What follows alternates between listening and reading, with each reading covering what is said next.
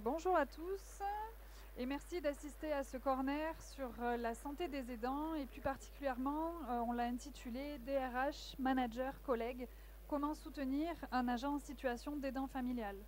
Alors pour la présentation de ce corner, donc je suis Audrey Jean, responsable du service prévention de la Mutuelle nationale des sapeurs-pompiers et j'ai la chance d'être accompagnée par Karine Nou, administratrice à la MNSPF et également chef du groupement RH du SDIS 95 et Franck Delavigne d'AG2R La Mondiale. Alors avant de rentrer dans le vif du sujet, quelques petites notions de contexte. Qu'est-ce que l'on entend par aidant familial ? Alors un aidant familial, c'est une personne qui va accompagner au quotidien ou de façon très régulière une personne de son entourage qui est en perte ou en diminution d'autonomie, soit par l'âge, soit par un handicap ou une maladie. Généralement, on accompagne, donc on pense aux grands-parents, aux parents, un enfant ou son conjoint. Alors quelques chiffres sur cette thématique-là. On considère un peu plus de 9 millions de personnes en situation sont considérées comme aidants familiales. 47% de ces aidants sont en activité professionnelle. Et c'est un sujet qui n'est pas prêt de s'arrêter, puisqu'en 2030, on estime qu'un peu plus de 25% des personnes en activité seront des aidants familiaux. Alors le quotidien d'un aidant familial va varier en fonction de différents facteurs. Déjà, ça va dépendre du lien que l'on a avec la personne aidée.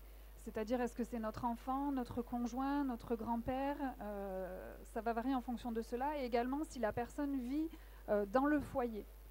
Alors, en fonction de cela, ça peut aller de l'aide dans le quotidien, l'aider à faire des soins médicaux, gérer les liens avec les professionnels de santé, l'accompagner pour des rendez-vous médicaux, c'est vraiment très variable.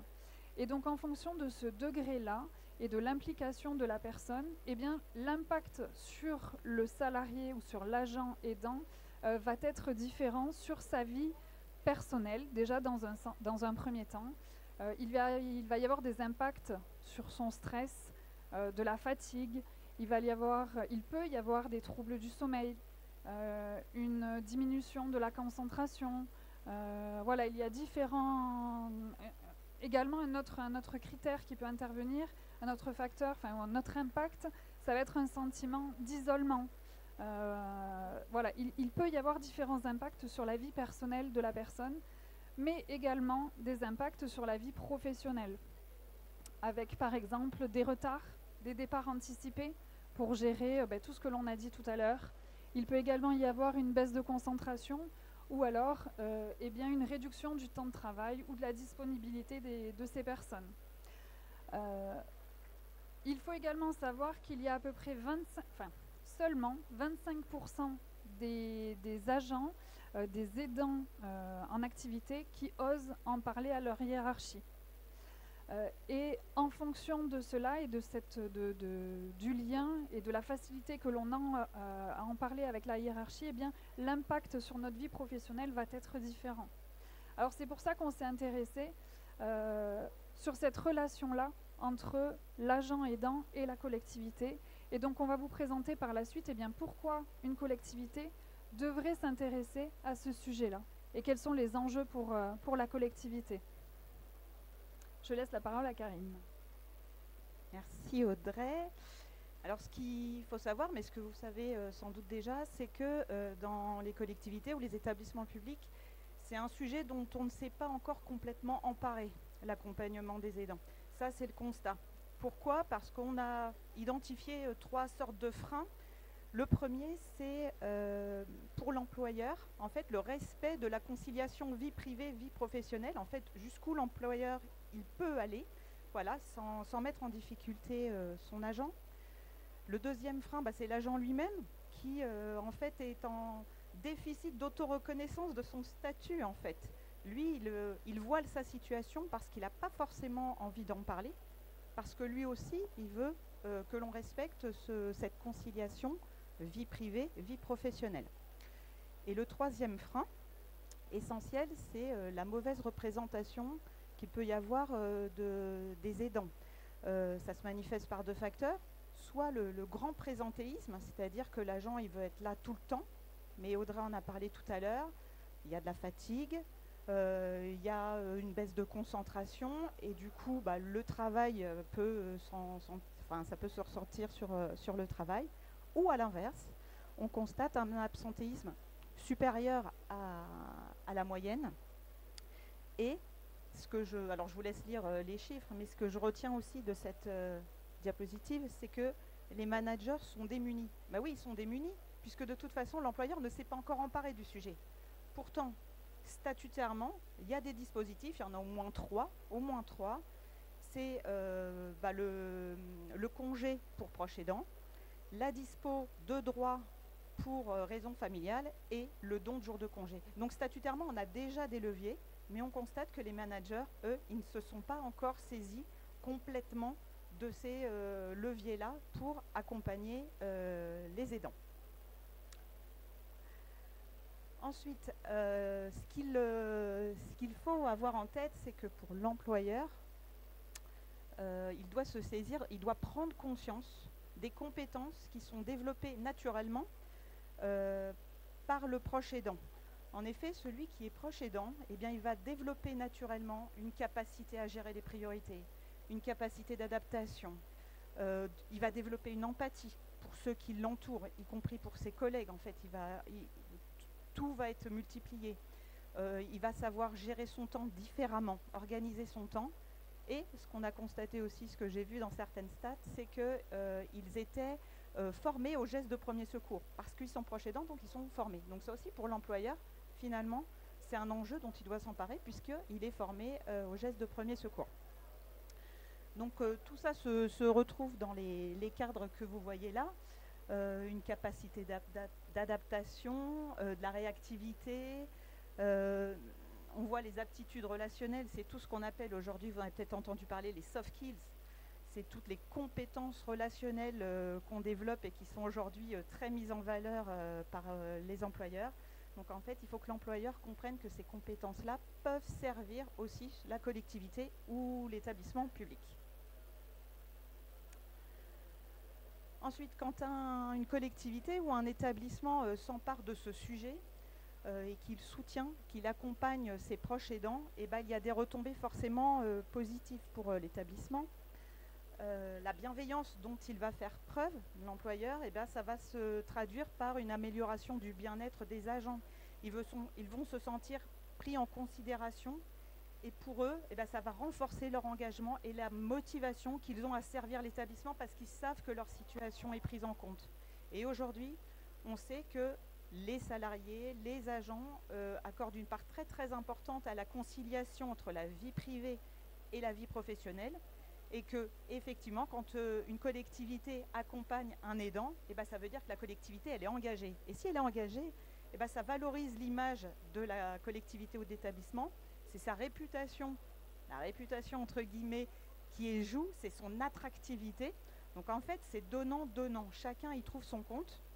Et puis, ça permet de développer la collaboration et l'esprit d'équipe. En fait, c'est je vais aider l'autre comme moi j'aimerais qu'on m'aide si j'étais à sa place.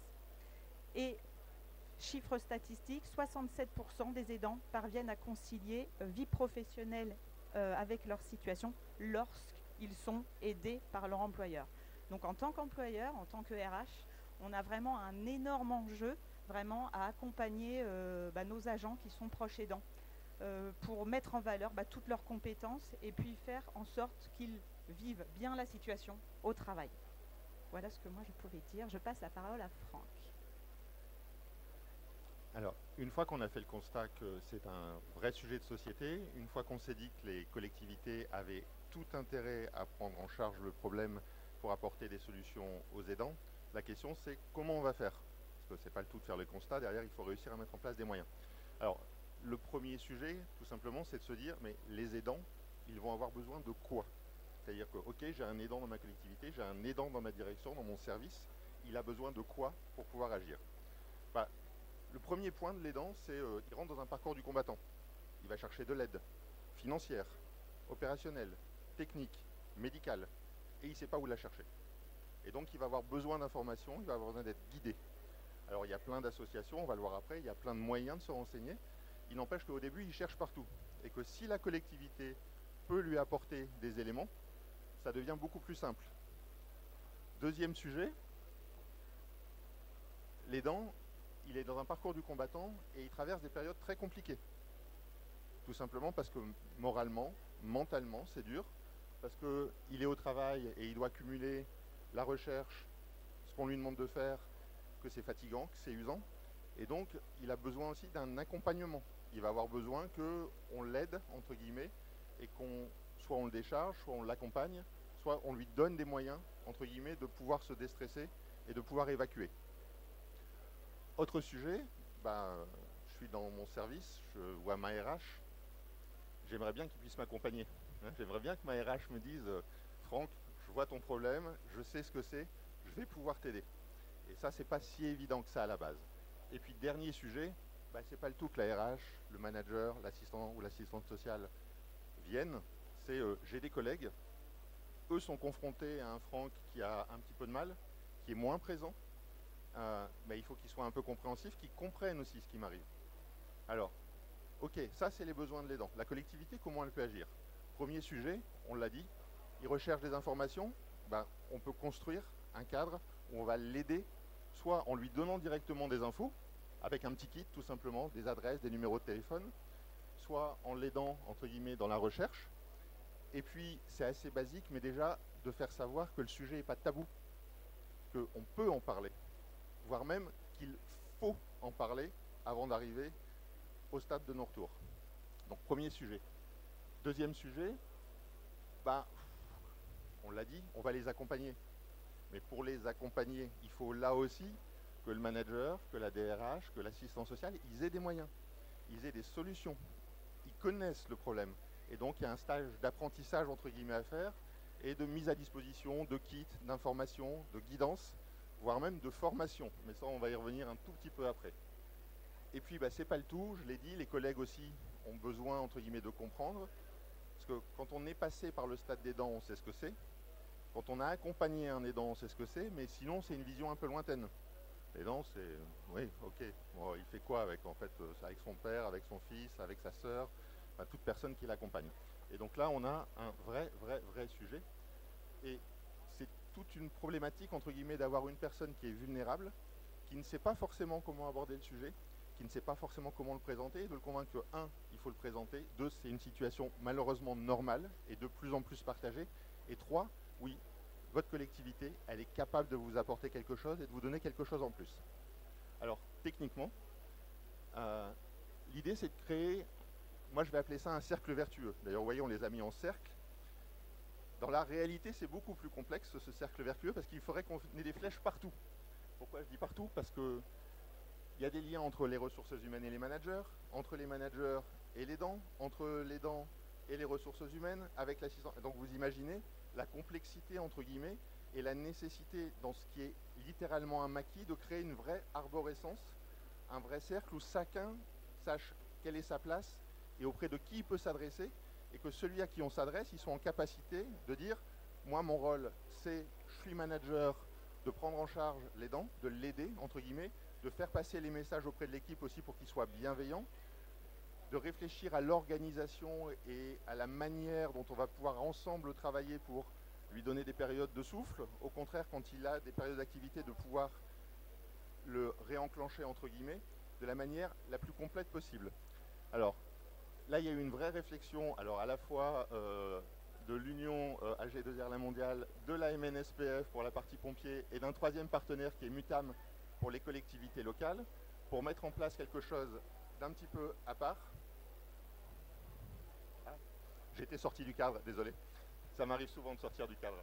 Je suis un spécialiste en fait. Merci Sarah. Donc comment on va faire? Tout simplement, la mutuelle a travaillé avec nous pour mettre en œuvre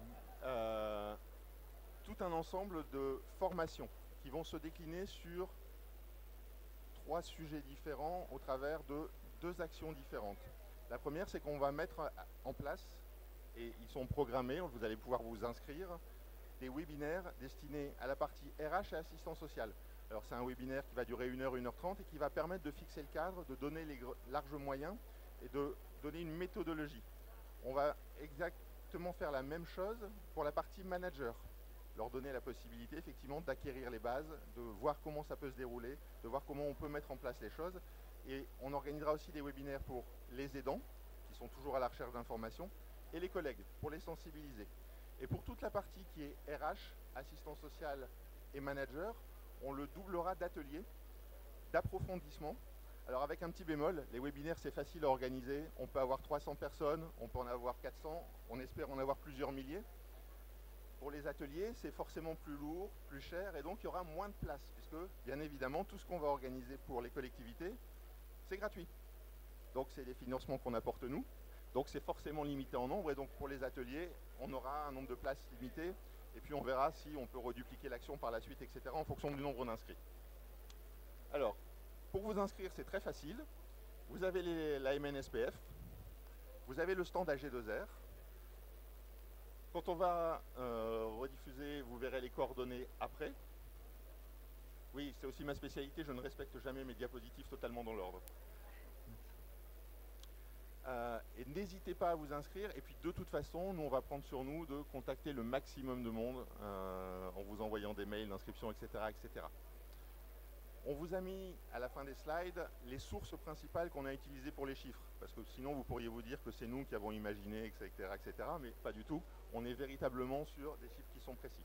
Voilà, j'espère avoir bien conclu les choses. Et puis maintenant, si vous avez des questions, n'hésitez pas surtout. Allez-y, lâchez-vous.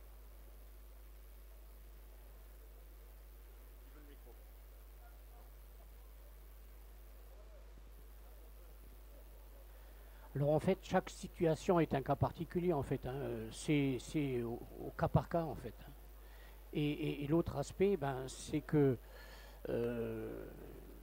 il est bien qu'il y ait cet esprit de cohésion au sein de ses collègues de travail, justement pour prendre en considération les soucis, enfin le malaise que ça peut engendrer pour la personne qui est aidante. Voilà.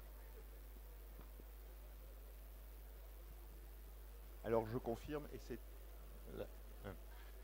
totalement l'esprit dans lequel ça a été bâti, de se dire, et je reviens au cercle vertueux qu'on a affiché, c'est pas l'aidant seul qui va pouvoir déclipser tout, la collectivité n'a pas tous les moyens, les collègues jouent un rôle important, les managers jouent un rôle important, et il faut que tout le monde dans la chaîne globale ait vraiment la vision à la fois du problème d'ensemble et de la petite partie de solution qu'il peut apporter. Je disais, c'est un soutien mutuel, tout simplement.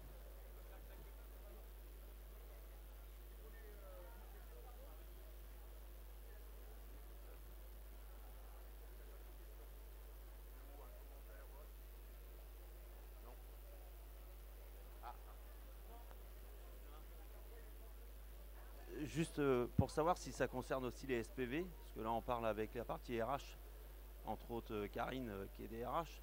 Mais partie SPV, est-ce qu'ils sont pris en compte ou pas?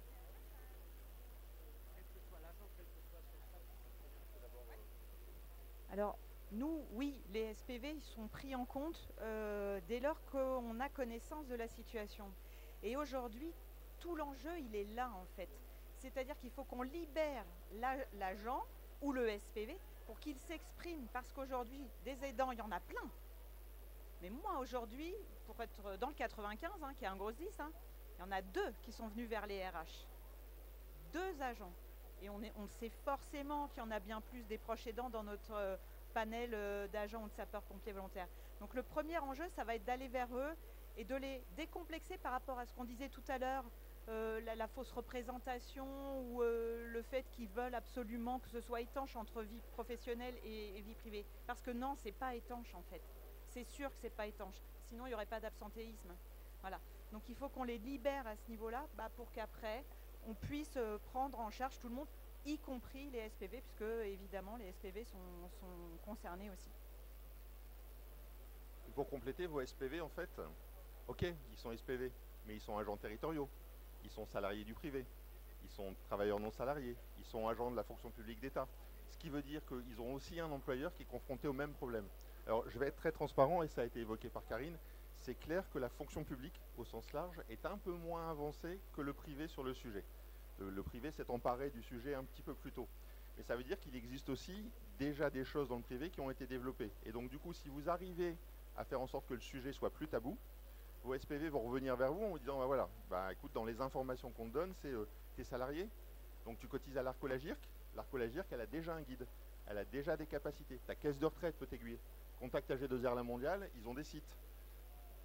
Tu es TNS, contacte la caisse des TNS.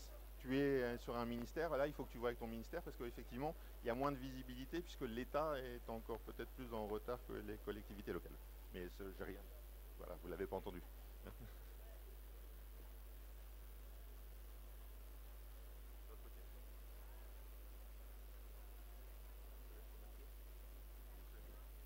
Merci à tous en tout cas pour votre écoute. Et comme l'a dit Franck, si jamais vous avez d'autres questions ou que vous voulez vous inscrire, venez nous voir par la suite. Comme ça, on enregistrera vos coordonnées pour vous transmettre toutes les informations pratiques par la suite. Merci bien.